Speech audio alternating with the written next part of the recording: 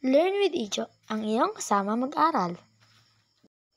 Let's learn about sanhi at bunga.